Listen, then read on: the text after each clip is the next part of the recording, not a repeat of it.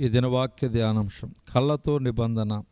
ఏబు నీతిమంతుడును యథార్థవంతుడును అని పరిశుద్ధ గ్రంథం సెలవిస్తుంది. ఎందుకో తెలుసా? ఏబు తన కళ్ళతో నిబంధన చేసుకున్నాడు. నేను నా కన్నులతో నిబంధన చేసుకుంటుని కన్యకు నేను ఎలాగూ చూచుదను. ఏబు గ్రంథం 31:1 గమనించండి. మన కళ్ళు పాడైతే మన తలంపులు పాడైపోతాయి. మన తలంపులు పాడైతే మన శరీరం పాడైపోతుంది. మన శరీరం పాడైతే మన క్యారెక్టర్ పాడైపోతుంది. మన క్యారెక్టర్ పాడైతే మనం నరకానికి చేరుకుంటాం. మనము నరకానికి వెళ్లకుండా ఉండాలంటే మన కళ్ళు పాడవడానికి వీలు లేదు. మన కళ్ళు పాడవకుండా ఉండాలంటే మనం మన కళ్ళతో నిబంధన చేసుకోవాలి. 18వ ఏట దేవుని మహాకృపను బట్టి పరిశుద్ధ గ్రంథాన్ని చేతపట్టి వాక్య పరిచర్య చేయటం మొదలుపెట్టాడు దైవజనుడు. 21 సంవత్సరాలు వచ్చేసరికి చాలా మీటింగ్స్లో వాక్యాన్ని బోధిస్తుండేవాడు.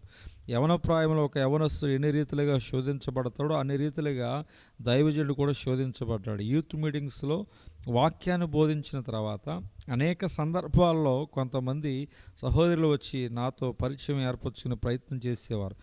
అప్పుడు ఆ యవన ప్రాయంలోనే ఒక నిర్ణయాన్ని, ఒక నియమాన్ని ఏర్పరచుకున్నాడు దైవజనుడు.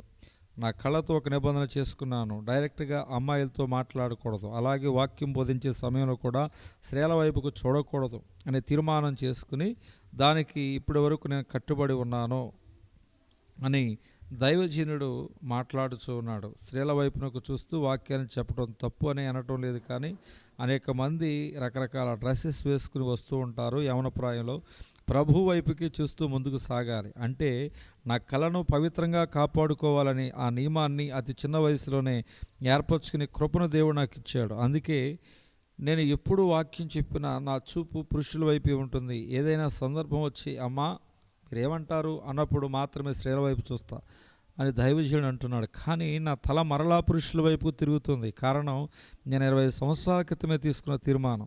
మన దేహమునకు దీపం మన కళ్ళే కావున మన కళ్ళు తేటగా ఉన్నట్లయితే మన దేహమంతయు వెలుగుమయమై ఉంటుందని దేవుని వాక్యం సెలవిస్తున్న ప్రకారం మీ చూపులను పరిశుద్ధముగా కాపాడుకోవడానికి ఈ క్షణమే మీ కళ్ళతో నిబంధన చేసుకుంటారా? దేవుడి తన వాక్య ధ్యానం దేవుడు దీవించునుగాక. ఆమేన్.